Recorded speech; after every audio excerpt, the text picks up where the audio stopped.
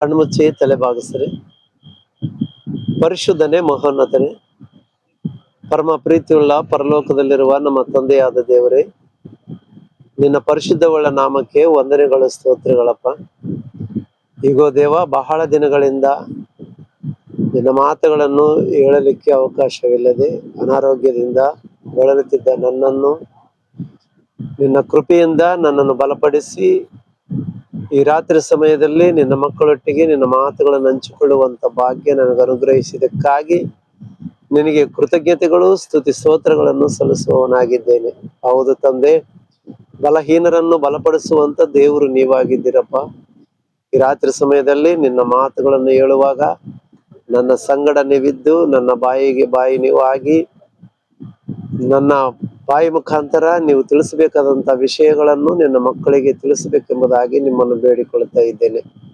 ಕೇಳುವಂತ ನಿನ್ನ ಮಕ್ಕಳೆಲ್ಲರೂ ಕೂಡ ನಿನ್ನ ವಾಕ್ಯಗಳನ್ನು ಕೇಳಿ ತಮ್ಮ ಜೀವಿತಗಳನ್ನು ಬದಲಾಯಿಸಿಕೊಂಡು ನಿನಗಾಗಿ ಬದುಕುವಂತ ಭಾಗ್ಯ ಎಲ್ಲರಿಗೆ ಅನುಗ್ರಹಿಸಬೇಕೆಂಬುದಾಗಿ ಬೇಡುತ್ತಾ, ಸಮಸ್ತವನ್ನು ನಿನ್ನ ಕೈಗೊಪ್ಪಿಸಿಕೊಡುತ್ತಾ ಈ ಚಿಕ್ಕ ಪ್ರಾರ್ಥನೆ ನಿಮ್ಮ ಮುದ್ದು ಮಗನು ನಮ್ಮ ರಕ್ಷಕನಾದಂತ ಯೇಸು ಕ್ರಿಸ್ತನ ನಾಮದಲ್ಲಿ ಬೇಡಿ ಹೊಂದಿದ್ದೇವಪ್ಪ ತಂದೆ, ಆಮೇನ್. ಪ್ರೀತಿಯುಳ್ಳಂತ ದೇವರ ಮಕ್ಕಳೇ, ಕೂಡಿ ಬಂದಂತ ನಿಮ್ಮೆಲ್ಲರಿಗೂ ನಮ್ಮ ಕರ್ತನು ನಮ್ಮ ರಕ್ಷಕನಾದಂತ ಯೇಸು ಕ್ರಿಸ್ತನ ನಾಮದಲ್ಲಿ ನಿಮ್ಮೆಲ್ಲರಿಗೂ ವಂದನೆಗಳನ್ನು ತಿಳಿಸುವವನಾಗಿದ್ದೇನೆ. ಪ್ರೀತಿಯುಳ್ಳಂತ ದೇವಜನರೇ, ನನಗೂ ಅನಾರೋಗ್ಯ ಇರುವುದರಿಂದ ಸುಮಾರು 1 ತಿಂಗಳ 40 ದಿವಸದ ಹಿಂದಿನಿಂದ ನಾನು ಗೂಗಲ್ ಮೀಟಲ್ಲಿ ಅಟೆಂಡ್ ಆಗಿಲ್ಲ, ವಾಕ್ಯನೂ ಹೇಳಿಲ್ಲ. ಇದೀಗ ತಾನೇ ದೇವರ ಕೃಪೆಯಿಂದ ಸ್ವಲ್ಪ ಮಟ್ಟಿಗೆ ಆರೋಗ್ಯವನ್ನು ಪಡೆದುಕೊಂಡಿದ್ದೇನೆ. ದೇವರ ಕೃಪೆಯಿಂದ, ನಿಮ್ಮೆಲ್ಲರ ಪ್ರಾರ್ಥನೆಯಿಂದ ನಾನು ಇನ್ನೂ ಜೀವಂತವಾಗಿದ್ದೇನೆ. ಯಾಕಂದ್ರೆ ನನಗೆ ಬಂದಿರತಕ್ಕಂಥ ಅನಾರೋಗ್ಯ ಬಹಳ ಇದು. ಆದರೂ ದೇವರು ತನ್ನ ಕೃಪೆ ತೋರಿಸಿ ನನ್ನನ್ನು ನಿಲ್ಲಿಸಿಕೊಂಡಿದ್ದಕ್ಕಾಗಿ ದೇವರಿಗೆ ಸ್ತೋತ್ರವನ್ನು ಸಲ್ಲಿಸುವವನಾಗಿದ್ದೇನೆ. ನನಗೋಸ್ಕರ ಹಗಲಿರುಳು ಪ್ರಾರ್ಥನೆ ಮಾಡಿರ್ತಕ್ಕಂಥ ನಿಮ್ಮೆಲ್ಲರಿಗೂ ಮತ್ತೊಂದ್ಸಲ ವಂದನೆಗಳನ್ನು ಹೇಳುವವನಾಗಿದ್ದೇನೆ. ಪ್ರೀತಿಗಳಂತ ದೇವರ ಮಕ್ಕಳೇ, ದೇವರು ತನ್ನ ಪ್ರೀತಿ ಕೃಪೆ ನಮ್ಮ ಮೇಲೆ ಇಟ್ಟು ತನ್ನ ಕನಿಕರ ಕರುಣೆಯನ್ನು ತೋರಿಸಿ ನಮ್ಮನ್ನು ಬಲಪಡಿಸುತ್ತಾ ಬಂದಿರತಕ್ಕಂಥ ದೇವರಾಗಿದ್ದಾನೆ. ಅದಕ್ಕಾಗಿ ನಾವು ಯಾವಾಗಲೂ ದೇವರಲ್ಲಿ ನಿರೀಕ್ಷಣೆ ಉಳ್ಳವರಾಗಿ ದೇವರನ್ನು ಭಯಭಕ್ತಿಯಿಂದ ಆರಾಧನೆ ಮಾಡುವಂತ ವ್ಯಕ್ತಿಗಳಾಗಿರಬೇಕೆಂಬುದಾಗಿ ನಿಮ್ಮಲ್ಲಿ ನಾನು ವಿನಂತಿಸಿಕೊಳ್ಳುತ್ತೇನೆ. ಯಾಕಂದ್ರೆ ದೇವರು ಕೈ ಬಿಡುವ ಆತನಲ್ಲ. ಆತನು ಯಾವಾಗಲೂ ನಮ್ಮನ್ನು ನಡೆಸುವ ಆತನಾಗಿದ್ದಾನೆ, ನಮ್ಮನ್ನು ಬಲಪಡಿಸುವವನಾಗಿದ್ದಾನೆ, ನಮ್ಮನ್ನು ಸ್ಥಿರಚಿತ್ತವಾಗಿ ತನ್ನ ಸೇವೆಗೋಸ್ಕರ ನಿಲ್ಲಿಸುವಂತವನಾಗಿದ್ದಾನೆ. ಅದಕ್ಕಾಗಿ ಆತನಲ್ಲಿ ಪ್ರೀತಿ ಉಳ್ಳವರಾಗಿರಬೇಕು, ಆತನನ್ನು ಪ್ರೀತಿಸುವವರಾಗಿರ್ಬೇಕು. ನಾವು ಆತನಲ್ಲಿ ಭಯಭಕ್ತಿ ಉಳ್ಳವರಾಗಿ ನಡ್ಕೊಂಡ್ರೆ ಆತನು ನಮ್ಮನ್ನು ಖಚಿತವಾಗಿ ಆಶೀರ್ವದಿಸುತ್ತಾನೆ, ನಮ್ಮನ್ನು ಪ್ರೀತಿಸುತ್ತಾನೆ, ನಮ್ಮನ್ನು ಎಂದಿಗೂ ಕೂಡ ಕೈ ಬಿಡುವುದಿಲ್ಲ ಅನ್ನಂತ ವಿಷಯವನ್ನು ನಾವು ತಿಳ್ಕೊಳ್ಳುವುದಕ್ಕೆ ಪ್ರಯತ್ನ ಮಾಡೋಣ ಪ್ರಿಯರೇ. ಯಾಕಂದ್ರೆ ಈ ಲೋಕದಲ್ಲಿ ಮನುಷ್ಯರು ಅಲ್ಪ ಪ್ರೇಮಿಗಳು, ಸ್ವಲ್ಪ ಮಟ್ಟಿಗೆ ಪ್ರೀತಿಸುವಂತವರಾಗಿದ್ದಾರೆ, ಮನುಷ್ಯನ ಮುಂದೆ ಪ್ರೀತಿಸುವಂತವರಾಗಿದ್ದಾರೆ. ಆದರೆ ದೇವರು ಒಂದು ಸಲ ನಮ್ಮನ್ನು ಪ್ರೀತಿಸುವುದಕ್ಕೆ ನಿಂತರೆ ನಾವು ಸಾಯುವವರೆಗೂ ಕೂಡ ಆತನು ಕೈ ಬಿಡುವ ದೇವರಲ್ಲ ಅಂತ ಅರ್ಥ ಮಾಡಿಕೊಳ್ಳುವುದಕ್ಕೆ ಪ್ರಯತ್ನ ಮಾಡ್ರಿ. ಯಾಕಂದ್ರೆ ಆತನು ಪ್ರೀತಿ ಸ್ವರೂಪನಾದ ದೇವರು. ಆತನಿಗೋಸ್ಕರ ನಾವು ಜೀವಿಸುವವರಾಗಿದ್ರೆ ಆತನು ಏನಾದರೂ ಮಾಡುವುದಕ್ಕೆ ಸಾಮರ್ಥ್ಯವುಳ್ಳಂತ ದೇವರಾಗಿದ್ದಾನೆ. ಆದ ಕಾರಣ ದೇವರನ್ನು ನಾವು ವಿಸ್ತಾರವಾಗಿ ಬಹಳವಾಗಿ ಪ್ರೀತಿಸುವಂತವರಾಗಿರ್ಬೇಕು. ಆತನನ್ನು ನಾವು ಎಷ್ಟು ಪ್ರೀತಿ ಮಾಡ್ತೀವೋ ಅಷ್ಟು ನಮ್ಮನ್ನು ಹಚ್ಚಿಕೊಳ್ತಾನಂತಕ್ಕಂಥದ್ದು ಬೈಬಲ್ನಲ್ಲಿ ನಾವು ನೋಡುವಂತವರಾಗಿದ್ದೇವೆ ಪ್ರಿಯರೇ. ಅದಕ್ಕಾಗಿ ಕೆಲವು ವಚನಗಳನ್ನು ನೋಡಿಕೊಂಡು ದೇವರ ವಾಕ್ಯದಲ್ಲಿ ನಾವು ಬಲಗೊಳ್ಳೋಣ. ಯಾಕಂದ್ರೆ ನಮಗೆ ಬೈಬಲೇ ಆಧಾರ, ಬೈಬಲೇ ನಮ್ಮನ್ನು ಭಕ್ತಿಯಲ್ಲಿ ನಡೆಸುವಂತದ್ದಾಗಿದೆ, ಬೈಬಲೇ ನಮ್ಮನ್ನು ಸ್ಥಿರವಾಗಿ ದೇವರ ವಾಕ್ಯದಲ್ಲಿ ನಿಲ್ಲಿಸುವಂತದ್ದಾಗಿದೆ. ಅದಕ್ಕಾಗಿ ನಾವು ಬೈಬಲ್ನಲ್ಲಿ ಇರ್ತಕ್ಕಂಥ ಮಾತುಗಳಿಂದ ನಮ್ಮ ಜೀವಿತವನ್ನು ಬಲಪಡಿಸಿಕೊಳ್ಳಬೇಕು, ನಮ್ಮ ಜೀವಿತಗಳಲ್ಲಿ ಆತನನ್ನೇ ಮುಂದಿಟ್ಟುಕೊಂಡು ನಡಿಬೇಕಾಗಿದೆ. ಆದ ಕಾರಣ ಆತನನ್ನು ಪ್ರೀತಿಸುವಂತ ವ್ಯಕ್ತಿಗಳಾಗೋಣ. ನಾವೆಷ್ಟು ಮಟ್ಟಿಗೆ ಪ್ರೀತಿ ಮಾಡ್ತೀವಿ ಅಂತಂದ್ರೆ ಅಷ್ಟು ದೇವರು ನಮ್ಮನ್ನು ಹಚ್ಕೊಳ್ತಾನೆ, ದೇವರು ಅಷ್ಟು ನಮ್ಮನ್ನು ಪ್ರೀತಿ ಮಾಡ್ತಾನೆ, ಅಷ್ಟು ನಮ್ಮನ್ನು ಆತನು ನಡೆಸುವಾತನಾಗಿದ್ದಾನೆ ಅಂತ ಹೇಳಲಿಕ್ಕೆ ನಾನು ಇಷ್ಟಪಡ್ತೀನಿ ಪ್ರಿಯರೇ. ಅದಕ್ಕಾಗಿ ಪ್ರೀತಿ ಉಳ್ಳಂತ ದೇವರ ಮಕ್ಕಳೇ, ಈ ಸಮಯದಲ್ಲಿ ನಾನು ನಿಮಗೆ ಹೇಳುವುದು ಒಂದೇ ಪ್ರಿಯರೇ, ನಾವು ದೇವರನ್ನು ಎಂದಿಗೂ ಕೈ ಬಿಡಬಾರದು. ಯಾಕಂದ್ರೆ ಬಹಳಷ್ಟು ಜನ ಸ್ವಲ್ಪ ಕಷ್ಟಗಳು ಬಂದಾಗ ದೇವರನ್ನು ಕೈ ಬಿಡುವವರಾಗಿದ್ದಾರೆ. ಸ್ವಲ್ಪ ರೋಗ ಬಂದ್ರೆ ದೇವರನ್ನು ಕೈ ಬಿಡುವಂತವರಾಗಿದ್ದಾರೆ. ಆತನನ್ನು ವಿಸರ್ಜಿಸಿಕೊಳ್ಳುವಂತವರಾಗಿದ್ದಾರೆ. ಆತನ ಮೇಲೆ ವಿರಕ್ತಿ ಹೊಂದುವಂತವರಾಗಿದ್ದಾರೆ. ಏನ್ ಬಿಡಪ್ಪ, ನನಗೆ ಎಷ್ಟು ನಾನು ದೇವರಲ್ಲಿ ಭಯಭಕ್ತಿದ್ರು ಕೂಡ ನನಗೆ ಶೋಧನೆಗಳು ತಪ್ಪಿಲ್ಲ, ಕಷ್ಟಗಳು ತಪ್ಪಿಲ್ಲ, ನನಗೆ ರೋಗ ತಪ್ಪಿಲ್ಲ ಅಂತ ಹೇಳಿ ಬಹಳಷ್ಟು ಜನ ಅಂದುಕೊಳ್ಳುವಂತವರನ್ನು ನಾವು ನೋಡ್ತಾ ಇರ್ತೀವಿ ಪ್ರೀತಿ ಉಳ್ಳಂತ ದೇವರ ಮಕ್ಕಳೇ. ಅದು ತಪ್ಪಂತ ನಾನು ಹೇಳಲಿಕ್ಕೆ ಇಷ್ಟಪಡ್ತೇನೆ. ಯಾಕಂತಂದ್ರೆ ದೇವರು ಯಾವಾಗಲೂ ಪ್ರೀತಿ ಸ್ವರೂಪನಾಗಿದ್ದಾನೆ. ಆತನು ಯಾವಾಗಲೂ ಕೈ ಬಿಡುವುದಿಲ್ಲ ಎಂಬುದಾಗಿ ವಾಗ್ದಾನ ಮಾಡಿದ್ದಾನೆ. ಅದಕ್ಕಾಗಿ ಆತನ ವಾಗ್ದಾನವನ್ನು ನಾವು ನಂಬಬೇಕಾಗಿದೆ. ಯಾರೇ ಕೈ ಬಿಟ್ರು ನಾನು ನಿಮ್ಮನ್ನು ಕೈ ಬಿಡುವುದಿಲ್ಲ ಅಂತ ಹೇಳಿ ವಾಗ್ದಾನ ಮಾಡಿದಾನಲ್ಲ, ಆ ವಾಗ್ದಾನವನ್ನು ನಾವು ನಂಬಬೇಕಾಗಿದೆ. ಅದಕ್ಕಾಗಿ ದೇವರನ್ನು ಹೆಚ್ಚಂತ ರೀತಿಯಲ್ಲಿ ಭಯಭಕ್ತಿ ಉಳ್ಳವರಾಗಿ ಆತನಲ್ಲಿ ಇದ್ದುಕೊಂಡು ನಡೆಯುವಂತ ಪ್ರಯತ್ನ ಮಾಡೋಣ ನಮ್ಮ ಜೀವನದಲ್ಲಿ. ಯಾಕಂದ್ರೆ ಪ್ರಯತ್ನ ಮಾಡಿದರೆ ಸಮಸ್ತವು ಸಾಧ್ಯವಾಗುತ್ತದೆ ನಮಗೆ. ಆತನಲ್ಲಿ ಯಾವಾಗಲೂ ಕೂಡ ಆನಂದಿಸುವವರಾಗಿರ್ಬೇಕು, ಆತನಲ್ಲಿ ಭಕ್ತಿ ಉಳ್ಳವರಾಗಿರ್ಬೇಕು, ಆತನ ಪ್ರೀತಿಗೆ ಪಾತ್ರರಾಗ್ಬೇಕು. ನಾವು ಆತನ ಪ್ರೀತಿಗೆ ಪಾತ್ರರಾಗ್ಬೇಕು. ನಾವು ಬೈಬಲ್ನಲ್ಲಿ ಒಂದು ವಚನ ತೋರಿಸ್ಲಿಕ್ಕೆ ನಾನು ಇಷ್ಟಪಡ್ತೀನಿ ಪ್ರಿಯರೇ. ನಾವೆಷ್ಟು ಪ್ರೀತಿ ಮಾಡಿದ್ರೆ ನಮಗೆ ಸಿಗಂತ ಲಾಭಗಳೇನು? ಆತನ್ನ ನಾವು ಬಹಳಷ್ಟು ಪ್ರೀತಿ ಮಾಡಿದ್ರೆ, ವಿಸ್ತಾರವಾಗಿ ಪ್ರೀತಿ ಮಾಡಿದ್ರೆ ವಿಸ್ತಾರವಾದಂತ ಲಾಭಗಳನ್ನು ಪಡ್ಕೊಳ್ಳುವುದಕ್ಕೆ ಸಾಧ್ಯ ಪ್ರಿಯರೇ. ನಾವು ಲೂಕನ ಬರೆದ ಸುವಾರ್ತೆಯನ್ನು ತೆಗೆದು 7ನೇ ಅಧ್ಯಾಯ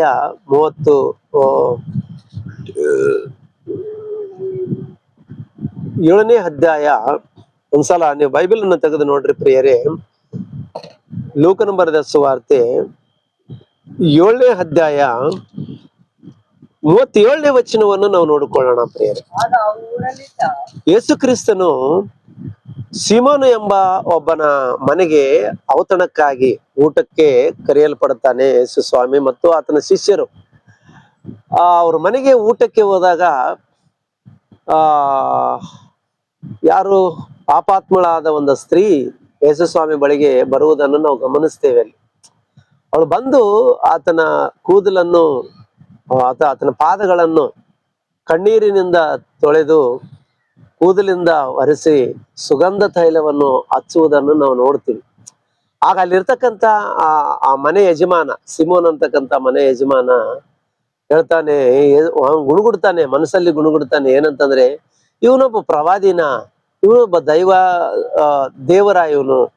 ಒಂದ್ ವೇಳೆ ಈತನು ದೇವರಾಗಿದ್ದರೆ, ಒಂದು ಪ್ರವಾದಿ ಆಗಿದ್ದರೆ ಆ ಸ್ತ್ರೀ ಎಂತವಳು ಅಂತಕ್ಕಂಥದ್ದನ್ನು ಕಂಡುಹಿಡಿತಿದ್ದ. ಅವಳು ಪಾಪಾತ್ಮಳು, ಅವಳು ಒಂದು ವ್ಯಭಿಚಾರಿ ಸ್ತ್ರೀ. ಅಂಥವಳು ಪಾದಗಳನ್ನು ಮುಟ್ಟುತ್ತಾ ಇದ್ರೆ ಇದನ್ನು ಮುಟ್ಟಿಸ್ಕೊಳ್ತಾ ಇದ್ದಾನಲ್ಲ ಅಂತೇಳಿ ಆತನ ಮನಸ್ಸಿನಲ್ಲಿ ಅಂದುಕೊಂಡು ಛೀ ಅನ್ನಂತ ಒಂದು ರೀತಿಯಲ್ಲಿ ಮಾತಾಡ್ಕೊಳ್ತಾ ಇದ್ದಾನೆ ಮನಸ್ಸಲ್ಲಿ. ಅವಾಗ ಯೇಸು ಸ್ವಾಮಿ ಅದನ್ನು ಗಮನಿಸಿ, ಸೀಮೋನನೇ, ನಿನಗೊಂದು ಹೇಳ್ತೀನಿ ನಾನು ಅಂತೇಳಿ ಆ ಒಂದು ಉದಾಹರಣೆಯಾಗಿ ಕೊಡ್ತಾ ಇದ್ದಾನೆ ಪ್ರಿಯರೇ. ಒಂದು ಉದಾಹರಣೆ ಕೊಡ್ತಾನೆ. ಏನಂತೇಳಿ, ಒಬ್ಬನು ಒಂದು 50,000 ಸಾಲ ಒಬ್ಬ ಯಜಮಾನನಿಗೆ ಕೊಡೋದಿತ್ತು, ಒಬ್ಬನು 10,000 ಸಾಲ ಕೊಡೋದಿತ್ತು. ಇಬ್ಬರು ಅವನಿಗೆ ಸಾಲ ಮುಟ್ಟಿಸುವುದಕ್ಕೆ ಕೈಲಾಗ್ಲಿಲ್ಲ. 50,000 ಕೊಡೋನು ಕೂಡ ಅವನಿಗೆ ದುಡ್ಡು ಕೊಡಕ್ ಆಗ್ಲಿಲ್ಲ, 10,000 ಕೊಡೋನು ಕೂಡ ಅವನಿಗೆ ಯೋಗ್ಯತೆ ಇದ್ದಿಲ್ಲ. ಇಬ್ರು ಕೈಲಿ ಆಗ್ಲಿಲ್ಲ. ಅವಾಗ ಅವ್ರು ರಿಕ್ವೆಸ್ಟ್ ಮಾಡ್ಕೊಳ್ತಾರೆ, ನಮ್ ಕೈಲಿ ಆಗೋದಿಲ್ಲ ಅಂತೇಳಿ ಅಂದಾಗ ಅವಾಗ ಯಜಮಾನ ಏನ್ ಮಾಡ್ತಾನಂತಂದ್ರೆ ಇಬ್ಬರನ್ನು ಕ್ಷಮಿಸ್ತಾನೆ.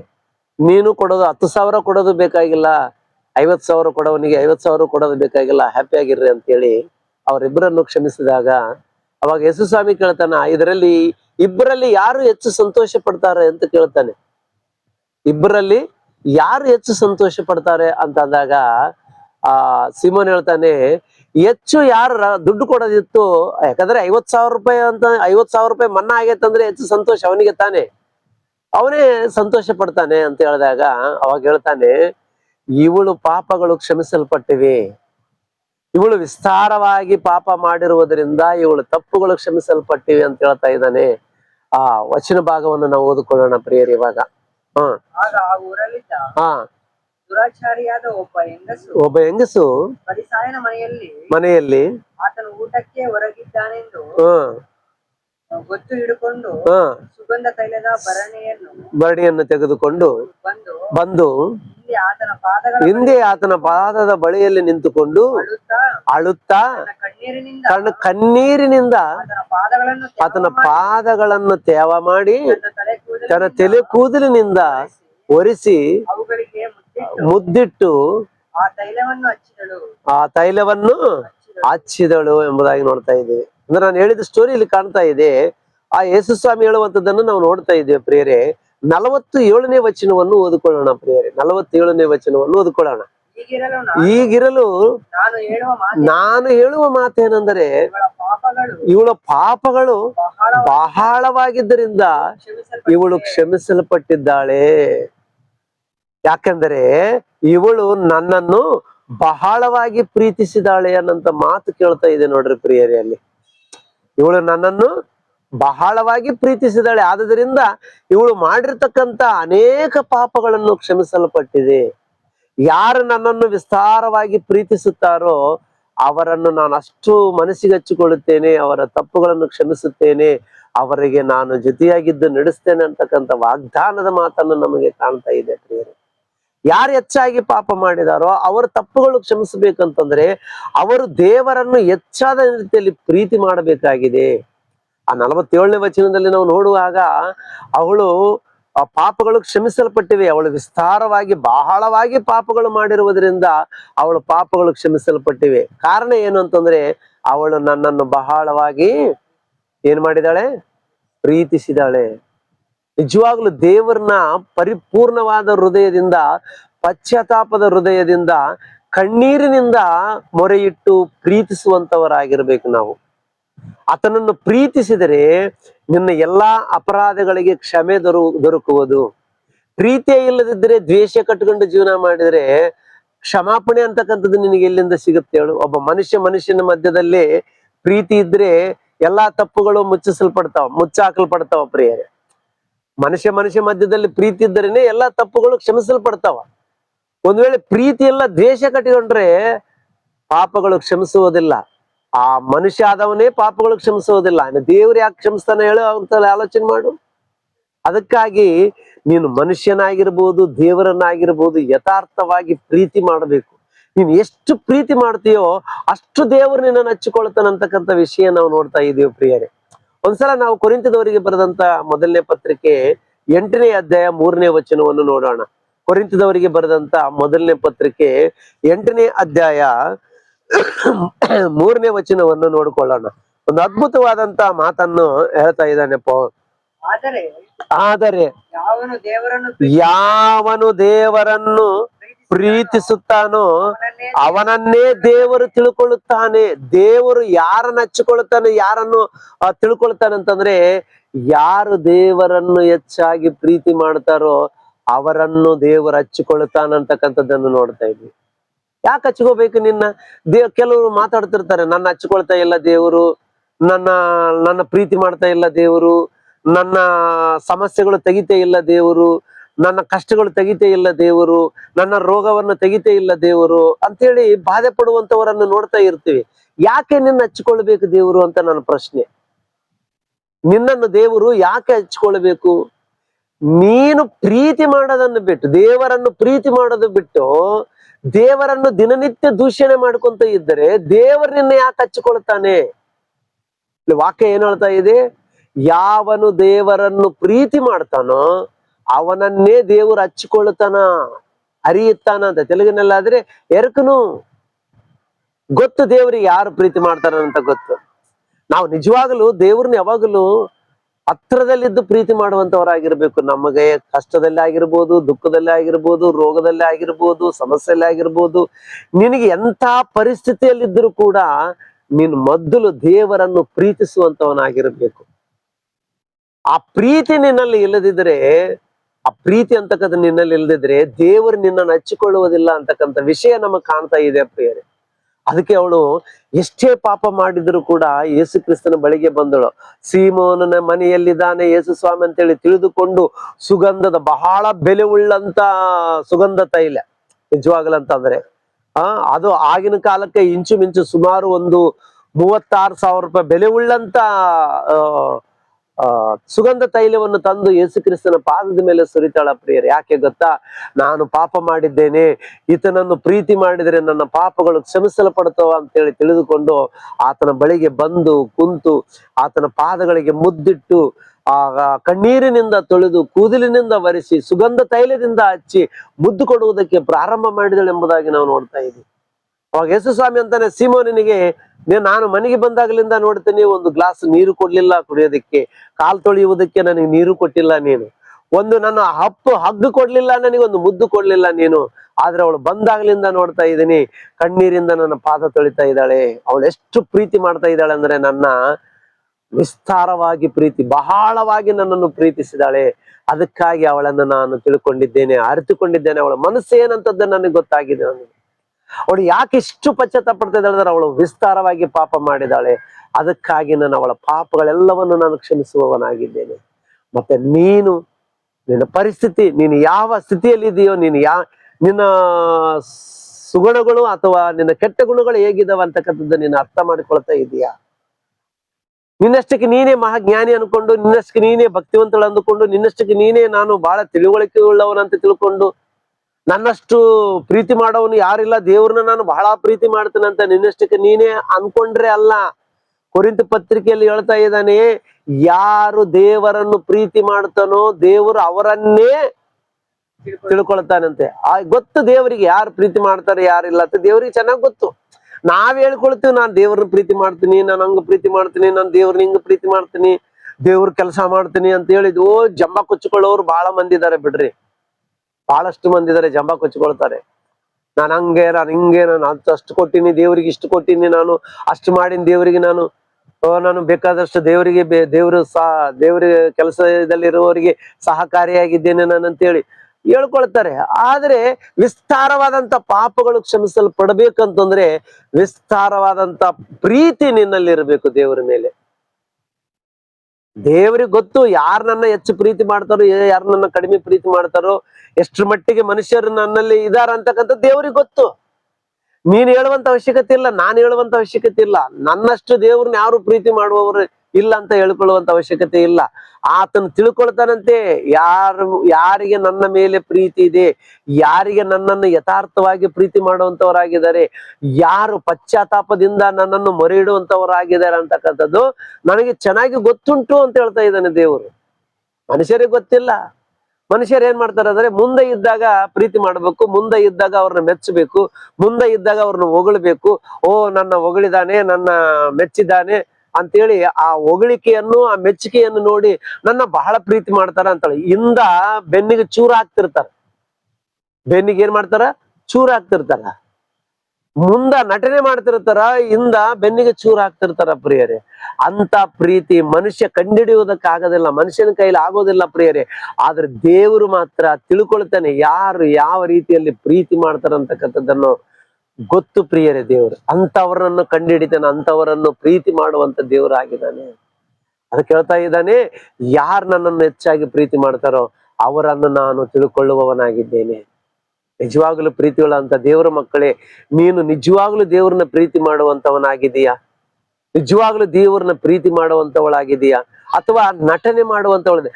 ಮನುಷ್ಯರ ಮುಂದೆ ನಮ್ಮ ನಟನೆ ನಡಿಬಹುದು ಪ್ರಿಯರೇ, ಆದರೆ ದೇವರ ಮುಂದೆ ನಮ್ಮ ನಟನೆ ನಡೆಯುವುದಕ್ಕೆ ಸಾಧ್ಯನೇ ಇಲ್ಲ. ಅದಕ್ಕೆ ಯಾವಾಗಲೂ ನಟಿಸಬಾರದು. ಅವನು ಸೀಮೋನನು ಮನೆಗೆ ಊಟಕ್ಕೆ ಕರೆದಿದ್ದಾನೆ ಅಷ್ಟೇ. ನಾನು ಯೇಸು ಸ್ವಾಮಿನ ಮತ್ತು ಆತನ ಶಿಷ್ಯರನ್ನು ಔತಣಕ್ಕೆ ಕರೆದಿದ್ದಾನೆ, ನಾನು ಇವತ್ತು ಅವರಿಗೆ ಒಳ್ಳೆ ಊಟ ಕೊಡ್ತೀನಿ ಅಂತ ಅನ್ಕೊಂಡಿದ್ದಾನೆ ಹೊರತು ನಿಜವಾದಂತ ಪ್ರೀತಿ ಅವನಲ್ಲಿ ಇಲ್ಲ ಅಂತೇಳಿ ಆ ವಚನ ಭಾಗದಲ್ಲಿ ನಾವು ನೋಡ್ಲಿಕ್ಕೆ ಸಾಧ್ಯ ಪ್ರಿಯರೇ.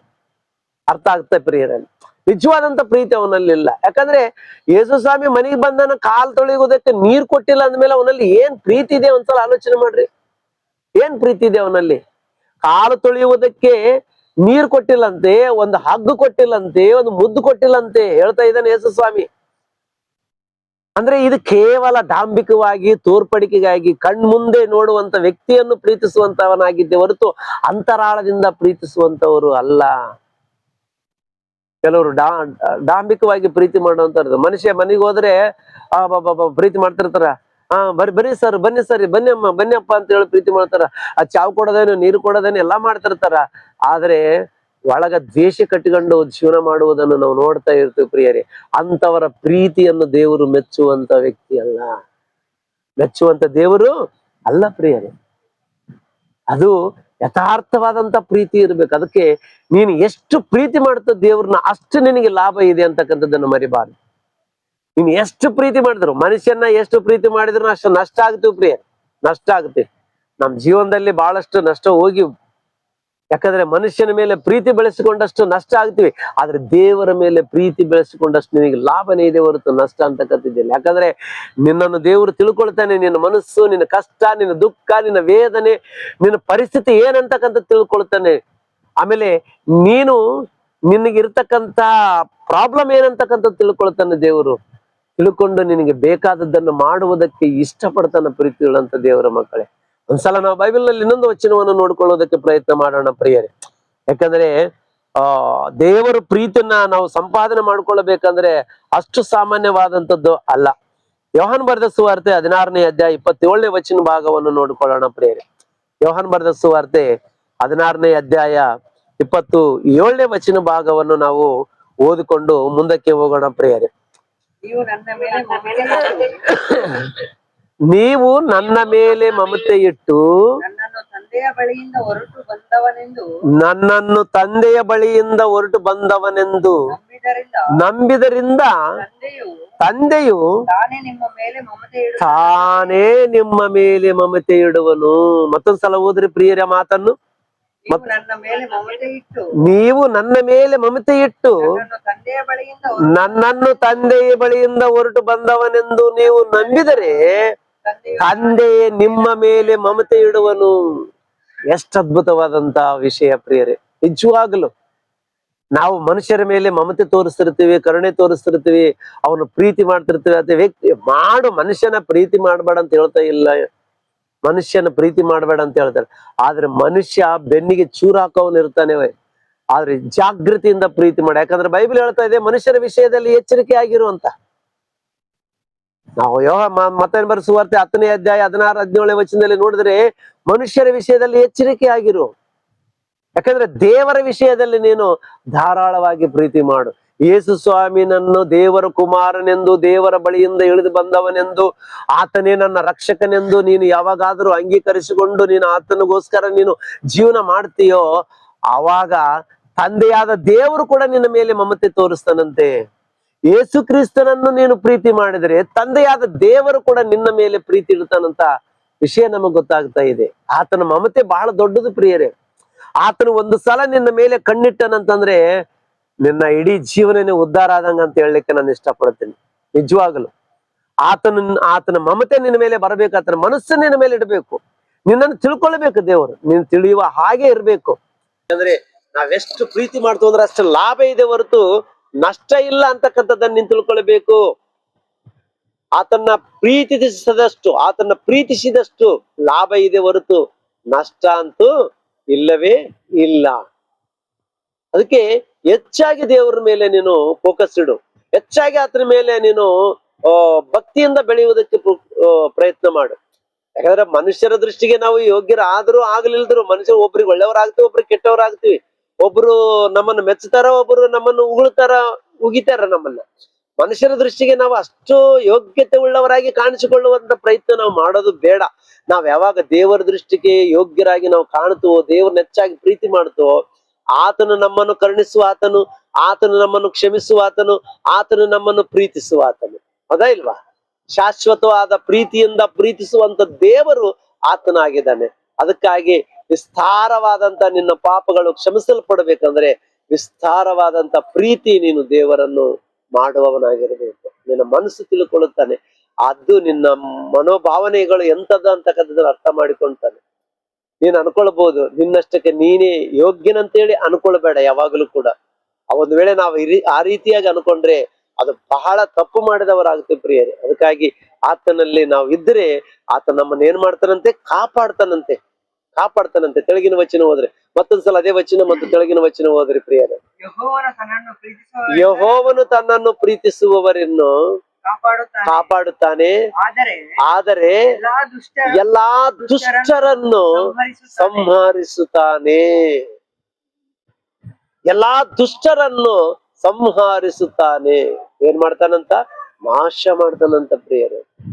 ಆತನಿಗೆ ವಿರೋಧವಾಗಿ ಬದುಕುವಂತವರನ್ನು, ಆತನಿಗೆ ವಿರೋಧವಾಗಿ ಗುಣಗುಟ್ಟದವರನ್ನು ಆತನ ಏನ್ ಮಾಡ್ತಾನಂತೆ? ನಾಶ ಮಾಡ್ತಾನಂತ ಪ್ರಿಯರೇ. ನಿಜವಾಗ್ಲೂ ಪ್ರಿಯರೇ, ಮೋಶೆ ಮೇಲೆ, ದೇವರ ಮೇಲೆ ಗುಣಗುಟ್ಟಿದ್ರು ಪ್ರಿಯರೇ ಇಸ್ರಾಯೇಲ್ರು. ಅರಣ್ಯದಲ್ಲಿರುವಾಗ ಆ ಮೋಶೆನ ದೊಡ್ಡ ಪ್ರವಾದಿ, ಮೋಶೆನ ಅದು ಇದು ಅಂತ ಹೇಳಿ ಅವರು ಮನಸ್ಸಿಗೆ ಬಂದಂಗ ಮಾತಾಡಿಕೊಂಡ್ರು. ಮೋಶೆ ಒಬ್ಬ ಸೇವಕನ ಮೇಲೆ ಗುಣಗುಟ್ಟಿದ್ದಕ್ಕಾಗಿ ದೇವರು ಕೊಟ್ಟಂತ ಶಿಕ್ಷೆ ಅಷ್ಟೇ ಇಷ್ಟ ಅಲ್ಲ ಪ್ರಿಯರೇ. ನಿಮ್ಗೆ ಗೊತ್ತಿಲ್ಲ ಪ್ರಿಯರೇ, ಸೇವಕರನ್ನ ದೂಷಿಸಿದವನು ಯಾವನೇ ಆಗಿರ್ಬೋದು, ಯಾರೇ ಆಗಿರ್ಬೋದು, ಅವರ ಶಿಕ್ಷೆಗೆ ಪಾತ್ರರಾಗ್ತಾರಂತಕ್ಕಂಥದ್ದನ್ನ ನೀವು ಆಲೋಚನೆ ಮಾಡ್ಬೇಕು. ಸೇವಕ ಆಗಿರ್ಬೋದು, ದೇವರನ್ನಾಗಿರ್ಬೋದು, ದೇವರ ಸೇವಕರಾಗಿರ್ಬೋದು, ಗುಣಗುಟ್ಟಬೇಡ್ರಿ ಅವ್ರ ಮೇಲೆ, ದ್ವೇಷ ಕಟ್ಟಿಕೊಳ್ಬೇಡ್ರಿ ಅವ್ರ ಮೇಲೆ, ನೀವು ಅಸಹ್ಯ ಪಡ್ಕೊಳ್ಬೇಡ್ರಿ. ಯಾಕಂದ್ರೆ ಸಂಹಾರಕ್ಕೆ ಗುರಿ ಆಗ್ತೀರಿ ನೀವು ಅಂತ ವಾಕ್ಯ ಹೇಳ್ತಾ ಇದೆ. ಒಂದ್ಸಲ ನಾವು ಇದನ್ನ ಹಿಂಗೆ ಇಟ್ಕೊಳ್ಳೋಣ. ನಾವು ಕೊರಿಂಥದವರಿಗೆ ಬರೆದಂತ ಮೊದಲನೇ ಪತ್ರಿಕೆ 10ನೇ ಅಧ್ಯಾಯ, ಕೊರಿಂಥದವರಿಗೆ ಬರೆದಂತ ಮೊದಲನೇ ಪತ್ರಿಕೆ 10ನೇ ಅಧ್ಯಾಯ 10-11 ವಚನಗಳನ್ನು ಓದಿಕೊಳ್ಳೋಣ ಪ್ರಿಯರೇ. ಇದಲ್ಲದೆ ಅವರಲ್ಲಿ ಕೆಲವರು ಗುಣಗುಟ್ಟಿ ಸಂಹಾರಕನ ಕೈಯಿಂದ ನಾಶವಾದರು. ನೀವು ಗುಣಗುಟ್ಟಬೇಡ್ರಿ. ಅವರಿಗೆ ಸಂಭವಿಸಿದ ಸಂಗತಿಗಳು ನಿದರ್ಶನ ರೂಪವಾಗಿದೆ ಎಂಬುದಾಗಿ ನಾವು ನೋಡ್ತಾ ಇದ್ದೀವಿ ಪ್ರೀತಿಯುಳ್ಳಂತ ದೇವರ ಮಕ್ಕಳೇ. 6ನೇ ವಚನದಿಂದ ಅವರು ಕೆಟ್ಟ ವಿಷಯಗಳನ್ನು ಆಶಿಸಿದಂತೆ ನಾವು ಆಶಿಸಬಾರದೆಂಬುದಕ್ಕಾಗಿ ಈ ಸಂಗತಿಗಳು ನಮಗೆ ನಿದರ್ಶನಗಳಾಗಿವೆ. ಅವರಲ್ಲಿ ಕೆಲವರು ಆರಾಧಕರಾಗಿದ್ದರು. ಜನರು ಉಣ್ಣುವುದಕ್ಕೂ ಕುಡಿಯುವುದಕ್ಕೂ ಕೂತುಕೊಂಡರು, ಕುಣಿದಾಡುವುದಕ್ಕೆ ಎದ್ದರು ಎಂದು ಬರೆಯದಿದೆ ಅಲ್ಲ. ನೀವು ವಿಗ್ರಹಾರಾಧಕರಾಗಬೇಡ್ರಿ. ಅವರಲ್ಲಿ ಕೆಲವರು ಜಾರತ್ವ ಮಾಡಿ ಒಂದೇ ದಿನದಲ್ಲಿ 23,000 ಜನರು ಮಂದಿ ಸತ್ತರು. ಅದಕ್ಕೆ ದೇವರಿಗೆ ವಿರುದ್ಧವಾಗಿ ಯಾವಾಗಲೂ ನೀವು ಪಾಪ ಮಾಡಕ್ ಹೋಗ್ಬೇಡ್ರಿ. ದೇವರಿಗೆ ಯಾವಾಗಲೂ ಕೂಡ ವಿರುದ್ಧವಾಗಿ ಪಾಪ ಮಾಡಬಾರದು. ಆತನಿಗೆ ಗುಣಗುಟ್ಟಬಾರದು. ಯಾಕಂದ್ರೆ ಗುಣಗುಟ್ಟುವುದರಿಂದ, ಪಾಪ ಮಾಡುವುದರಿಂದ ಏನಾಗ್ತದೆ ಅಂದ್ರೆ ನಷ್ಟ ಬರುತ್ತೆ ನಮ್ಗ ಅಂತ. ಪ್ರೀತಿ ಮಾಡು. ಆತನು ನಿನ್ನನ್ನು ಪ್ರೀತಿಸುವವನಾಗಿದ್ದಾನೆ. ಆತನ ಮೇಲೆ ಗುಣಗುಟ್ಟಬೇಡ, ಬೈಕೋಬೇಡ, ಏನ್ ಅನ್ಕೊಳ್ಬೇಡ ದೇವ್ರ ವಿಷಯದಲ್ಲಿ. ದೇವ್ರ ಏನ್ ಮಾಡಿದ್ದಾನೆ ನನಗೆ, ದೇವ್ರ ಹಂಗ, ದೇವ್ರ ಹಿಂಗ ಅಂತೇಳಿ ದೇವ್ರನಂದ್ರು, ದೇವ ಸೇವಕರನಂದ್ರು ನಿನಗೆ ಶಿಕ್ಷೆ ತಪ್ಪೋದಿಲ್ಲ ಅನ್ನತಕ್ಕಂಥದ್ದನ್ನೊಂದು ನೆನಪಿನಲ್ಲಿ ಇಟ್ಟುಕೊಂಡು ಜೀವನ ಮಾಡಕ್ಕೆ ನೀನೊಂದು ಆ ಡೈರಿಯಲ್ಲಿ ಬರ್ಕೊಂಡು ಆಲೋಚನೆ ಮಾಡು ಪ್ರಿಯರೇ. ಒಂದು ಡೈರಿಯಲ್ಲಿ ಬರ್ಕೊ. ಯಾಕಂದ್ರೆ ವಾಕ್ಯ ಹೇಳ್ತಾ ಇದೆ ಪ್ರೀತಿಗಳಂತ ದೇವರ ಮಕ್ಕಳೇ. ವಾಕ್ಯ ಹೇಳ್ತಾ ಇದೆ ಏನಂತ? ಗುಣಗುಟ್ಟಬೇಡ್ರಿ. ಆತನಿಗೆ ವಿರೋಧವಾಗಿ ಜಾರತ್ವ ಅಂತಂದ್ರೆ ಪಾಪ ಮಾಡಬೇಡ್ರಿ. ಪಾಪ ಮಾಡಿದಷ್ಟು ಶಿಕ್ಷೆ ನಿನಗೆ ಇದೆ ಅಂತಕ್ಕಂಥದ್ದನ್ನ ನಾವು ಗಮನಿಸ್ತಾ ಇದೀವಿ ಪ್ರೀತಿಯುಳ್ಳಂತ ದೇವರ ಮಕ್ಕಳು. ಅದಕ್ಕಾಗಿ ಪ್ರೀತಿಯುಳ್ಳಂತ ದೈವ ಜನರೇ, ಒಂದೇ ಹೇಳ್ತಾ ಇದ್ದೀನಿ, ಆತ ನಮ್ಮನ್ನು ಕಾಪಾಡಬೇಕು, ಸಂಹರಿಸಬಾರದು ನಮ್ಮನ್ನು. ಅದಕ್ಕೆ ಅಲ್ಲಿ ಹೇಳ್ತಾನೆ, ಎಲ್ಲಾ ದುಷ್ಟರನ್ನಾದರೂ ಆತನು ಸಂಹರಿಸುವನು ಎಂಬುದಾಗಿ. ದುಷ್ಟರನ್ನು ಏನ್ ಮಾಡ್ತಾನಂತೆ? ಸಂಹರಿಸುವನು. ಅದಕ್ಕಾಗಿ ಸಂಹಾರಕನ ದೂತನ ಕೈಯಲ್ಲಿ ನಾವು ಬೀಳಬಾರದು, ಆತನ ಪ್ರೀತಿಗೆ ಪಾತ್ರರಾಗಬೇಕು ಅನ್ನೋಂಥದ್ದನ್ನು ಗಮನದಲ್ಲಿಟ್ಟುಕೊಂಡು ನೀವು ಎಚ್ಚರಿಕೆಯಿಂದ ದೇವರಲ್ಲಿ ಭಯಭಕ್ತಿಯುಳ್ಳವರಾಗಿ ಬೆಳಿಬೇಕೆಂಬುದಾಗಿ ನಿಮ್ಮನ್ನು ನಾನು ಬೇಡಿಕೊಳ್ತಾ ಇದ್ದೇನೆ. ಇಲ್ಲಿ ವಾಕ್ಯ ಯಾಕೆ ಬರೆಯಲ್ಪಟ್ಟಿದೆ ಅಂತ ಪೌಲ್ ಹೇಳ್ತಾ ಇದ್ದಾನೆ. ಹಾಗೂ ಹಳೆ ಒಡಂಬಡಿಕೆಯಲ್ಲಿ ಪುರಾತನ ಕಾಲದಲ್ಲಿ, ಪಿತೃಗಳ ಕಾಲದಲ್ಲಿ, ಮೋಶೆ ಕಾಲದಲ್ಲಿ ಈ ರೀತಿಯಾಗಿ ಮಾಡಿದರು, ಶಿಕ್ಷೆ ಅನುಭವಿಸಿದರು. ಅದು ನಮಗೆ ಯಾಕೆ ಬರೆಯಲ್ಪಟ್ಟಿದೆ ಅಂದ್ರೆ ನಮಗೆ ಗುಣಪಾಠವನ್ನು ಕಲಿಸುವುದಕ್ಕಾಗಿ ಆ ಮಾತುಗಳು ಬರೆಯಲ್ಪಟ್ಟಿವೆ ಅಂತ ಹೇಳ್ತಾ ಇದೆ 11ನೇ ವಚನದಲ್ಲಿ. ನಮಗೆ ಗುಣಪಾಠ ತಿಳಿಸ್ಕೊಡ್ಬೇಕಾಗಿದೆ. ಅವ್ರು ಇಂತಿಂತ ತಪ್ಪು ಮಾಡಿದ್ರು, ಅವ್ರು ಗುಣಗುಟ್ಟಿದ್ರು, ಸತ್ರು. ಅವ್ರು ಜಾರತ್ವ ಮಾಡಿದ್ರು, ಅವರು ಸತ್ರು. ಅವರು ವಿಗ್ರಹಾರಾಧನೆ ಮಾಡಿದ್ರು, ಅವರು ಸತ್ರು. ಅವರು ದೇವರಿಗೆ ವಿರೋಧವಾಗಿ ಮಾತಾಡಿದ್ರು, ಅವರು ಸತ್ರು ಎಂಬುದಾಗಿ ವಾಕ್ಯ ಹೇಳ್ತಾ ಇದೆ. ಮತ್ತೆ ನೀನು ನಾನು ದೇವರಿಗೆ ವಿರೋಧವಾಗಿ ಕಾರ್ಯಗಳು ಮಾಡಿದರೆ ದೇವರು ಸುಮ್ಮನೆ ಬಿಡ್ತಾನ ಅನ್ಕೊಂಡಿದೀಯಾ ನೀನು? ಗುಣಗುಟ್ಟಬೇಡ. ಸಾಧ್ಯವಾದ್ರೆ ಪ್ರೀತಿಸು, ಹೆಚ್ಚು ಪ್ರೀತಿಸು, ಬಹಳವಾಗಿ ಪ್ರೀತಿಸು. ನೀನ್ ಎಷ್ಟು ದೇವರನ್ನ ಪ್ರೀತಿಸ್ತದ್ರ ಅಷ್ಟು ನಿನಗೆ ಬೆನಿಫಿಟ್ ಇದೆ ಅಂತಕ್ಕಂಥದ್ದನ್ನು ಮರಿಬಾರ. ಆತನು ಕಾಪಾಡುವಂತವನಾಗಿದ್ದಾನೆ. ಅದು ಹೇಳ್ತಾ ಇದೆ, ಆತನನ್ನು ಯಾರು ಪ್ರೀತಿ ಮಾಡ್ತಾರೋ ಅವರನ್ನು ಆತನು ಕಾಪಾಡುವಂತವನಾಗಿದ್ದಾನೆ. ಆತನ ಒಂದು ಕೃಪೆ ನಮ್ಮ ಮೇಲೆ ಇರಬೇಕು ಅಂತಂದ್ರೆ ಆತನಿಗೆ ನೀನು ಆತನ ಪ್ರೀತಿಗೆ ನೀನು ಪಾತ್ರನಾಗಬೇಕು. ಏನ್ರಿ ಮನುಷ್ಯರ ಮೇಲೆ ದ್ವೇಷ ಕಟ್ಕೊಂಡು ದೇವ್ರ ಮೇಲೆ ದ್ವೇಷ ಕಟ್ಕೊಂಡು ಜೀವನ ಮಾಡೋದು ಏನಿದೆ ಪ್ರಿಯರೇ? ಹೇಳ್ತಾನೆ, ನನ್ನನ್ನು ಪ್ರೀತಿ ಮಾಡ್ತಾನಂತೇಳಿ ಮನುಷ್ಯರನ್ನ ದ್ವೇಷಿಸಿದರೆ ನೀವು ನನ್ನನ್ನು ಅರಿಯದವರು ನೀವು ಅಂತ ಹೇಳಿದಾನೆ. ಯೋಹಾನನ ಬರೆದ ಮೊದಲನೇ ಪತ್ರಿಕೆ 4ನೇ ಅಧ್ಯಾಯ 20ನೇ ವಚನದಲ್ಲಿ ನೋಡಿದ್ರೆ ನೀವು ಅನ್ಕೊಳ್ಬಹುದು, ನಾವು ದೇವ್ರನ್ನ ದೂಷಿಸಿಲ್ಲ, ನಾವು ಮನುಷ್ಯರನ್ನ ದೂಷಿಸ್ತೀವಿ, ಮನುಷ್ಯರನ್ನ ಬೈಕೊಳ್ತೀವಿ, ಮನುಷ್ಯರನ್ನ ಆಡ್ಕೊಳ್ತೀವಿ ನಾವ್ ಅಂತೇಳಿ. ಅದಕ್ಕೂ ಒಂದು ವಚನ ತೋರಿಸ್ತೇನೆ ಪ್ರಿಯರೇ. ಯೋಹಾನ ಬರೆದ ಮೊದಲನೇ ಪತ್ರಿಕೆ 4ನೇ ಅಧ್ಯಾಯ 20ನೇ ವಚನ. 4ನೇ ಅಧ್ಯಾಯ 20ನೇ ವಚನ.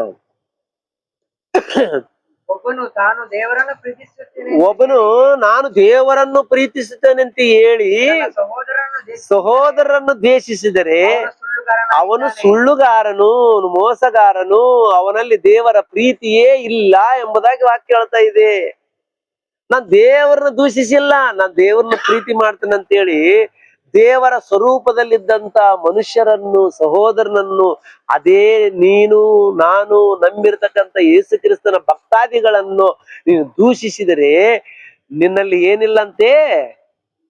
ಪ್ರೀತಿ ಇಲ್ಲಂತೆ. ನೀನು ಸುಳ್ಳುಗಾರನಂತೆ. ದೇವರನ್ನ ಪ್ರೀತಿ ಮಾಡ್ತಾ ಇದ್ದೀನಿ, I love you my God ಅಂತಂದ್ರೆ ಶಟ್ ಅಪ್ ಯುವರ್ ಮೂವ್ ಅಂತ, ಅಂದ್ರೆ ಬಾಯಿ ಮುಚ್ಕೋ ಅಂತಾನೆ ದೇವರು. ಬಾಯಿ ಮುಚ್ಚು, ನನ್ನ ಪ್ರೀತಿ ಮಾಡ್ತಾ ಇಲ್ಲ ನೀನು. ಯಾಕಂದ್ರೆ ಸಹೋದರನ ಮೇಲೆ ದ್ವೇಷ ಕಟ್ಟಿಕೊಂಡಿದೀಯಾ, ಸಹೋದರನ ದೂಷಿಸ್ತಾ ಇದೀಯಾ, ಸಹೋದರ ಬಗ್ಗೆ ಕೆಟ್ಟದಾಗಿ ಮಾತಾಡ್ತಾ ಇದೀಯಾ. ದೇವ್ರು ನನಗೆ ಗೊತ್ತು, ದೇವ್ರನ್ನ ಪ್ರೀತಿ ಮಾಡ್ತಾನೆ ಅಂತ ಹೇಳ್ತಾ ಇದ್ದೀನಿ ನೋಡು, ಅದು ಸುಳ್ಳು, ಅದು ತಪ್ಪು, ಅದು ಮಾತಾಡ್ಬೇಡ ನೀನು. ನನ್ನ ಪ್ರೀತಿ ಮಾಡ್ತಾ ಇಲ್ಲ ನೀನು. ನನ್ನ ಪ್ರೀತಿ ಮಾಡಬೇಕು, ನನ್ನ ಪ್ರೀತಿ ನಿನಗೆ ಮೆಚ್ಚುಗೆ ಆಗುವಂತ ರೀತಿಯಲ್ಲಿ ಇರಬೇಕು ಅಂತಂದ್ರೆ, ನಾನು ನಿನ್ನ ಅರಿಯಬೇಕಂದ್ರೆ ನಿನ್ನಲ್ಲಿ ಏನಿದೆ? ದ್ವೇಷ ಇದೆ. ಮನುಷ್ಯರ ಮೇಲೆ ದ್ವೇಷ ಕಟ್ಟಿಕೊಂಡಿದೀಯಾ, ಅಸೂಯೆ ಪಡ್ಕೊಳ್ತಾ ಇದೀಯಾ, ನಿನ್ನ ಸಹೋದರ ನೋಡಿದರೆ ಹೊಟ್ಟೆ ಕಿಚ್ಚು ಪಡ್ತಾ ಇದೀಯಾ ನೀನು. ಇನ್ನೊಬ್ಬರ ಮೇಲೆ ಇಲ್ಲದ ಚಲ್ಲದ ಚಾಡಿ ಮಾತುಗಳನ್ನು ಅದೇನು ಕುಚೋದವಾದ ಮಾತುಗಳನ್ನು ಮಾತಾಡ್ತಾ ಇದೀಯ ನೀನು. ಅದಕ್ಕೆ ನೀನು ಸುಳ್ಳುಗಾರನು ಎಂಬುದಾಗಿ ಹೇಳ್ತಾ ಇದೆ. ಸುಳ್ಳುಗಾರನಂತೆ. ಇಂಥ ಗುಣಗಳು ನಿನ್ನಲ್ಲಿ ಏನಾದ್ರೂ ಇದಾವ? ಆಲೋಚನೆ ಮಾಡ್ಕೊಳ್ಳೋಣ, ಪರಿಶೀಲನೆ ಮಾಡ್ಕೊಳ್ಳೋಣ. ಒಂದ್ ವೇಳೆ ಈ ರೀತಿಯಾಗಿದ್ದರೆ ನಾನು ದೇವರ ಪ್ರೀತಿಗೆ ಪಾತ್ರನು ಅಲ್ಲ.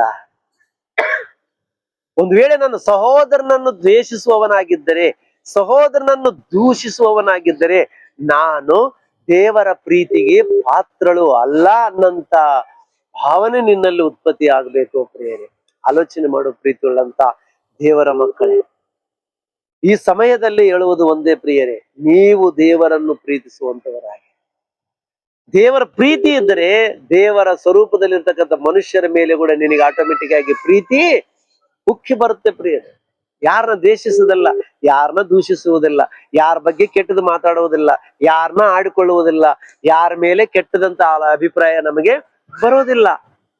ಅವ್ರು ಕೆಟ್ಟವರಾದ್ರೂ ಕೂಡ ಅವ್ರನ್ನ ನಾವು ಪ್ರೀತಿ ಮಾಡ್ತೀವಿ, ಅವರನ್ನು ಒಳ್ಳೆಯವರಂತೆ ತಿಳ್ಕೊಳ್ತೀವಿ. ಆದ್ರೆ ಅವರು ಕೆಟ್ಟವರು ಹೌದು ಅಲ್ಲ, ಅವ್ರನ್ನ ಕೆಟ್ಟವರು ಅವ್ರು ಬೇಸಿಲ್ಲ, ಅವ್ರು ಚೆನ್ನಾಗಿಲ್ಲ ಅಂತ ಅನ್ಕೊಂತ ಹೋದ್ರೆ, ಅವ್ರ ಮೇಲೆ ದ್ವೇಷ ಕಟ್ಕೊಂಡ್ರೆ ದೇವರ ಪ್ರೀತಿನ ಕಳ್ಕೊಳ್ತಿ. ಅದು ಮರಿಬೇಡ ನೀನು. ಯಾರ ಪ್ರೀತಿ ಕಳ್ಕೊಳ್ತಿ? ದೇವರ ಪ್ರೀತಿ ಕಳ್ಕೊಳ್ತಿ.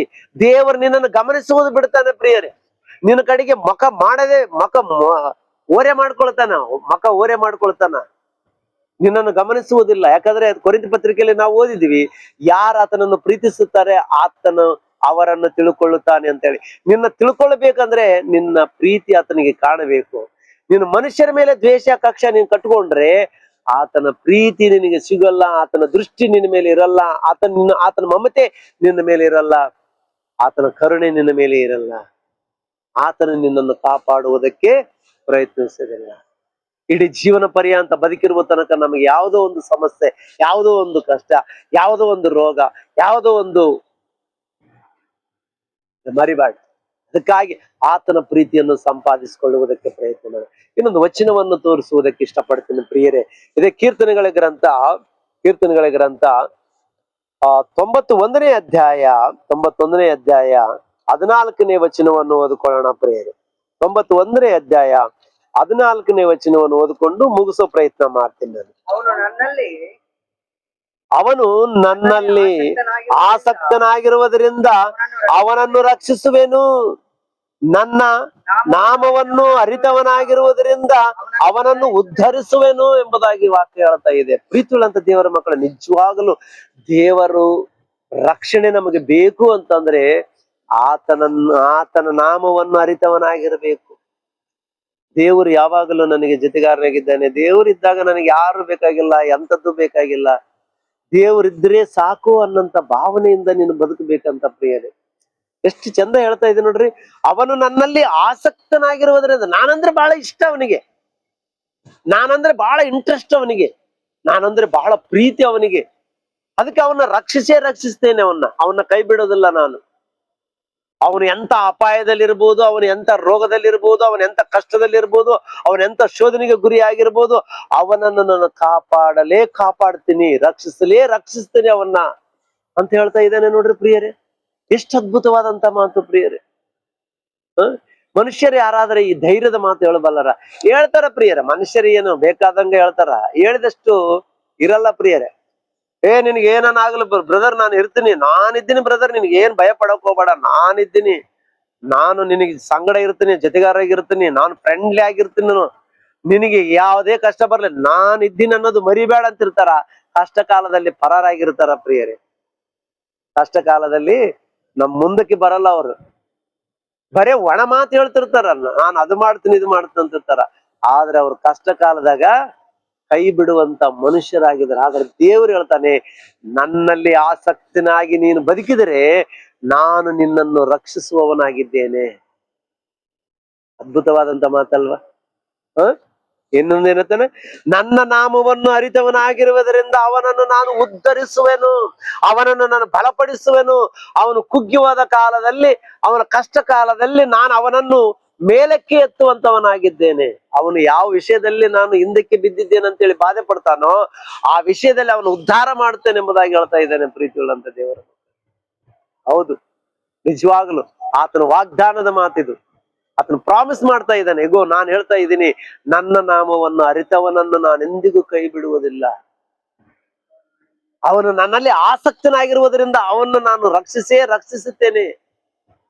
ಇದು ಪ್ರಿಯರೇ ದೇವರ ಮನಸ್ಸಿದು. ಆತನು ಮಾತು ಕೊಡ್ತಾ ಇದ್ದಾನೆ, ನಮಗೆ ಮಾತು ಹೇಳ್ತಾ ಇದ್ದಾನೆ, ಹೇಗೋ ನನ್ನ ಪ್ರೀತಿ ಮಾಡಿದವರನ್ನು ನಾನು ಎಂದಿಗೂ ಕೈ ಬಿಡುವುದಿಲ್ಲ. ಆಲೋಚನೆ ಮಾಡ್ರಿ ಪ್ರೀತಿಯುಳ್ಳಂತ ದೇವರ ಆಲೋಚನೆ ಮಾಡಿ. ಆತನ ಕೈ ಬಿಡುವ ದೇವರಲ್ಲ. ಅದಕ್ಕೆ ಭಕ್ತಿ, ನಂಬಿಕೆ, ನಿರೀಕ್ಷಣೆ, ಪ್ರೀತಿ ಎಲ್ಲ ಆತನಿಗೆ ತೋರಿಸೋಣ, ಆತನಲ್ಲೇ ಇರೋಣ, ಆತನಿಗೋಸ್ಕರ ಬದುಕೋಣ. ಆತನ ನಾವು ಸತ್ರು ಬದುಕಿದ್ರು ಆತನ ಅಂತ ಹೇಳಿ ತಿಳ್ಕೊಂಡು ಜೀವನ ಮಾಡೋಣ. ಆತನು ನಮಗೆ ಯಾವಾಗ್ಲೂ ಜೊತೆಗಾರನಾಗಿರ್ಬೇಕಂತ ಇಷ್ಟಪಡ್ತಾ ಇದ್ದಾನೆ. ಅದಕ್ಕೆ ಹೇಳ್ತಾ ಇದ್ದಾನೆ, ನೀನ್ ಹಿಂಗಿದ್ರೆ ನಾನು ಹಿಂಗಿರ್ತೀನಿ, ನೀನ್ ಹಿಂಗಿದ್ರೆ ನಾನು ಹಿಂಗಿರ್ತೀನಿ. ಒಬ್ಬ ಗಂಡ ಹೆಂಡತಿ ಆಗಿರ್ಬೋದು, ಸ್ನೇಹಿತರಾಗಿರ್ಬೋದು, ಅಥವಾ ಒಂದು ಹುಡುಗ ಪ್ರೀತಿ ಮಾಡ್ಕೊಂಡಾಗ ಅವ್ರು ಹೇಳ್ತಿರ್ತಾರ, ಕೆಲವು ಕಂಡೀಷನ್ಗಳು ಇಟ್ಕೊಂಡಿರ್ತಾರ. ನೀನು ಈ ರೀತಿ ಇರ್ಬೇಕು ನೋಡು, ಹಂಗಾದ್ರೆ ನನಗಿಷ್ಟ, ನೀನ್ ಈ ಕೆಲಸ ಮಾಡ್ಬೇಕು ನೋಡು, ನನಗೆ ಹಂಗಾದ್ರೆ ಇಷ್ಟ ಅಂತೇಳಿ.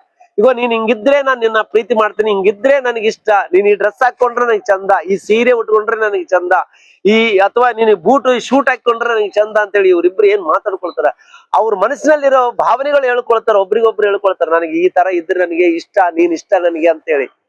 ಹೌದಾ? ತಂದೆ ಜಡೆ ಹಾಕೊಂಡು, ಸೀರೆ ಕಟ್ಕೊಂಡು, ಹೂ ಇಟ್ಕೊಂಡು ಚಂದ ಕಾಣ್ಬೇಕು ನನಗೆ ಅಂತ, ಹಂಗಾದ್ರೆ ನಾನು ಹೆಂಡ್ತಿ ನನಗೆ ಇಷ್ಟ ಅಂದಾಗ ನಿಜವಾಗ್ಲೂ ಪ್ರತಿದಿನ ಹೆಂಡ್ತಿ ಅದೇ ರೀತಿಯಾಗಿರೋದಕ್ಕೆ ಪ್ರಯತ್ನ ಮಾಡ್ತಿರ್ತಾಳೆ. ನನ್ನ ಗಂಡ ಹಿಂಗ್ ಇರ್ಬೇಕಂತ ಹೇಳಿದಾನೆ, ಅಥವಾ ನನ್ನ ಲವರ್, ನನ್ನ ಬಾಯ್ ಫ್ರೆಂಡ್ ಈ ರೀತಿ ಇರಂತ ಹೇಳಿದಾನೆ ಅಂತೇಳಿ ಆ ರೀತಿ ಇರುವುದಕ್ಕೆ ಪ್ರಯತ್ನ ಮಾಡ್ತಿರ್ತಾರೆ. ದೇವ್ರು ಹೇಳ್ತಾನೆ, ನೀನ್ ಈ ರೀತಿಯಾಗಿದ್ದರೆ ನಾನು ಈ ರೀತಿಯಾಗಿ ನಿನ್ನ ಪ್ರೀತಿ ಮಾಡ್ತೇನೆ ಅಂತ ಹೇಳ್ತಾ ಇದ್ದಾನೆ. ಅರ್ಥ ಆಗುತ್ತಾ ನಿನಗೆ? ಇಗೋ ನೀನು ಈ ರೀತಿಯಾಗಿ ನನ್ನನ್ನು ಪ್ರೀತಿಸುವವನಾಗಿದ್ದರೆ, ನನ್ನ ನಾಮವನ್ನು ಅರಿತವನಾಗಿದ್ದರೆ, ನನ್ನಲ್ಲಿ ಆಸಕ್ತಿ ಉಳ್ಳವನಾಗಿದ್ದರೆ, ನನ್ನಲ್ಲಿ ಭಯಭಕ್ತಿ ಉಳ್ಳವನಾಗಿ ನೀನು ಈ ರೀತಿಯಾಗಿ ಕಂಡ್ರೆ ನಾನು ಈ ರೀತಿಯಾಗಿ ನಿನ್ನ ಪ್ರೀತಿ ಮಾಡ್ತೀನಿ, ನಿನ್ನ ಪಾಪಗಳು ಕ್ಷಮಿಸ್ತೀನಿ, ನಿನ್ನನ್ನು ತಿಳಿದುಕೊಳ್ತೀನಿ, ಇಗೋ ನಿನ್ನ ಕಾಪಾಡ್ತೀನಿ, ನಿನ್ನ ರಕ್ಷಿಸ್ತೀನಿ, ನಿನ್ನ ಉದ್ಧಾರ ಮಾಡ್ತೀನಿ. ಇಷ್ಟು ಬೆನಿಫಿಟ್ ಕೊಡ್ತಾ ಇದ್ದಾನೆ. ವಿಸ್ತಾರವಾದಂತ ಪ್ರೀತಿ ನಿನ್ನಲ್ಲಿ ಇರಬೇಕು. ಆತನ ವಿಸ್ತಾರವಾದಂತ ಆದಾಯವನ್ನು, ಲಾಭವನ್ನು ನಿನಗೆ ಕೊಡುವತನಾಗಿದ್ದಾನೆ. ಅಂದ್ರೆ ಲವರ್ ಮಾತು ಕೇಳ್ತೀಯಾ, ಗಂಡನ ಮಾತು ಕೇಳ್ತೀಯಾ, ಸ್ನೇಹಿತನ ಮಾತು ಕೇಳ್ತೀಯಾ, ದೇವ್ರ ಮಾತು ಕೇಳಕ್ಕೆ ನಿನಗಿಷ್ಟ ಇಲ್ವಾ? ದೇವರನ್ನು ಅರ್ಥಕೊಳ್ಳುವುದಕ್ಕೆ ನಿನಗಿಷ್ಟ ಇಲ್ವಾ? ದೇವರು ಹೇಳಿದ ಮಾತನ್ನು ನೆರವೇರಿಸುವುದಕ್ಕೆ ನಿನಗಿಷ್ಟ ಇಲ್ವಾ? ಯಾಕೆ ಈ ತರ ನಿನ್ನ ಮನೋಭಾವನೆಗಳು ಇಟ್ಕೊಂಡು ಜೀವನ ಮಾಡ್ತಾ ಇದೆ? ಯಾರ ಮಾತಾದ್ರೂ ಕೇಳ್ತೀಯ. ಗಂಡನ ಮಾತು ಜಬದಾಟುವುದಿಲ್ಲ. ಇದು ಮಾಡು ಅಂದ್ರೆ ಮಾಡ್ತೀಯ, ಬೇಡ ಅಂದ್ರೆ ಬಿಡ್ತೀಯ. ನಿನ್ ಬಾಯ್ ಫ್ರೆಂಡ್ ಮಾತು ಕೇಳ್ತೀಯ, ನಿನ್ ಫ್ರೆಂಡ್ ಮಾತು ಕೇಳ್ತೀಯ. ಜಗತ್ತಿಗೆ ಯಾರ ಮಾತು ತಂದೆ ತಾಯಿ ಮಾತಾದ್ರೂ ಕೇಳ್ತೀಯ ನೀನು. ದೇವ್ರ ಮಾತು ಕೇಳಿಕೊಂಡು ದೇವ್ರನ್ನ ಪ್ರೀತಿ ಮಾಡಿ ದೇವರಿಂದ ಬರ್ತಕ್ಕಂತ ಆ ಲಾಭವನ್ನ ಯಾಕೆ ಪಡ್ಕೊಳ್ಳಕ್ಕೆ ಇಷ್ಟಪಡ್ತಾ ಇಲ್ಲ? ಆತನ ಕಾಪಾಡ್ತೀನಿ ಅಂತ ಹೇಳ್ತಾನೆ, ರಕ್ಷಣೆ ಕೊಡ್ತೀನಿ ಅಂತ ಹೇಳ್ತಾ ಇದ್ದಾನೆ, ಮತ್ತೆ ಕ್ಷಮಿಸ್ತೀನಿ ಅಂತ ಹೇಳ್ತಾನೆ, ನಿನ್ನನ್ನು ಉದ್ಧಾರ ಮಾಡ್ತೀನಿ ಅಂತ ಹೇಳ್ತಾ ಇದ್ದಾನೆ. ಇಷ್ಟು ಲಾಭಗಳನ್ನು ನಮಗೆ ಹೇಳ್ತಾ ಇದ್ದಾನೆ. ನೀನು ನನ್ನನ್ನು ಪ್ರೀತಿಸಿದಿರೆ, ನೀನ್ ಎಷ್ಟು ಪ್ರೀತಿ ಇದೆ ನಿನ್ನಲ್ಲಿ ಅಂತಕ್ಕಂಥ ನನಗೆ ಕಾಣಬೇಕು, ನಾನ್ ನೋಡ್ಬೇಕಂತ ಹೇಳ್ತಾ ಇದ್ದೇನೆ. ಅದಕ್ಕೆ ಯಾರು ನನ್ನನ್ನು ಬಹಳವಾಗಿ ಪ್ರೀತಿ ಮಾಡ್ತಾರ ಅವನನ್ನು ನಾನು ತಿಳ್ಕೊಳ್ತೀನಿ. ತಿಳ್ಕೊಂಡು ಅವ್ರಿಗೆ ಏನ್ ಕೊಡ್ಬೇಕಾಗಿದೆ ಅವ್ರಿಗೆ ಕೊಡ್ತೀನಿ ನಾನು. ವಿಸ್ತಾರವಾದ ಪ್ರೀತಿ ನಿನ್ನಲ್ಲಿದೆಯಾ? ಆತನನ್ನು ನಿಜವಾಗ್ಲೂ ನೀನು ಪ್ರೀತಿಸುವಂತ ವ್ಯಕ್ತಿ ಆಗಿದೆಯಾ? ಆಲೋಚನೆ ಮಾಡಿ. ಒಂದು ನಿರ್ಧಾರ ತಗೋ ಈ ರಾತ್ರಿ ಸಮಯದಲ್ಲಿ. ಆತನು ಪ್ರೀತಿಸುವಂತ ದೇವರಾಗಿದ್ದಾರೆ. ನಿಜವಾಗ್ಲೂ ಪ್ರಿಯರೇ, ನಾನು ಹಾಸ್ಪಿಟ್ಲಿಗೆ ಬಿದ್ದು ಏಪ್ರಿಲ್ ತಿಂಗಳ 6ನೇ ತಾರೀಕಿನಿಂದ ನಾನು ಹಾಸ್ಪಿಟ್ಲ್ ಅಡ್ಮಿಟ್ ಆಗಿ ಇವತ್ತಿನವರೆಗೂ ಕೂಡ ದೇವರು ನಿಜವಾಗಲೂ ಊಟ ಇಲ್ಲ, ಇದುವರೆಗೂ ಊಟ ಕೊಟ್ಟಿಲ್ಲ ನನಗೆ ಡಾಕ್ಟ್ರು. ಓನ್ಲಿ ಲಿಕ್ವಿಡ್, ಏನೋ ಒಂದು ಗಂಜಿನು ಮತ್ತು ಎಳೆನೀರು ಇದೇ ಸೇವಿಸ್ತಾ ಇದ್ದೀನಿ. ಆದ್ರೂ ದೇವರು ನನ್ನನ್ನು ಗುಣಪಡಿಸಿದ್ದಾನೆ, ದೇವರ ಕೃಪೆಯಿಂದ ಆರೋಗ್ಯ ಕೊಟ್ಟಿದ್ದಾನೆ. ಆತನು ನನ್ನನ್ನು ಪ್ರೀತಿಸ್ತಾ ಇದ್ದಾನೆ ಅಂತ ಹೇಳಿ ನನಗೆ ಅರ್ಥ ಆಗಿದೆ. ಅದಕ್ಕಾಗಿ ಇನ್ನೂ ಆರೋಗ್ಯ ಸರಿಯಾಗಿ ಆಗಿಲ್ಲ, ಆದ್ರೂ ವಾಕ್ಯ ಹೇಳ್ಬೇಕಂತೇಳಿ ನಾನು ವಾರದಿಂದ ಪ್ರಯತ್ನ ಮಾಡ್ತಾ ಇದ್ದೀನಿ. ವಾಕ್ಯ ಹೇಳ್ಬೇಕು, ನಾನು ಸತ್ರುನು ಬದುಕಿದ್ರು ದೇವರ ವಾಕ್ಯ ಸಾರಬೇಕು ಅನ್ನೋಂತ ಒಂದು ಹಂಬಲ ನನ್ನಲ್ಲಿದೆ. ಅದಕ್ಕೆ ಏನೇ ಆಗ್ಲಿ ಇವತ್ತು ವಾಕ್ಯ ಹೇಳ್ಬೇಕಂತ ನಾನು ನಿರ್ಧಾರ ಮಾಡಿಕೊಂಡು ನಿಮ್ಮ ಕಣ್ಣು ಮುಂದೆ ಬಂದಿದ್ದೇನೆ. ನೀವೆಲ್ಲರೂ ನನಗೋಸ್ಕರ ಪ್ರಾರ್ಥನೆ ಮಾಡಿದದಕ್ಕಾಗಿ ನಿಮ್ಮೆಲ್ಲರಿಗೂ ಮತ್ತೊಂದ್ಸಲ ವಂದನೆಗಳನ್ನು ತಿಳಿಸ್ತಾ ಇದ್ದೇನೆ. ದೇವರು ನಿಮ್ಮೆಲ್ಲರನ್ನು ಆಶೀರ್ವದಿಸಲಿ. ನನ್ನನ್ನು ಪ್ರೀತಿ ಮಾಡಿದ ದೇವರು ನಿಮ್ಮನ್ನು ಕೂಡ ಪ್ರೀತಿ ಮಾಡ್ತಾನಂತ ಹೇಳಲಿಕ್ಕೆ ನಾನು ಇಷ್ಟಪಟ್ಟು ಹೇಳ್ತಾ ಇದ್ದೀನಿ.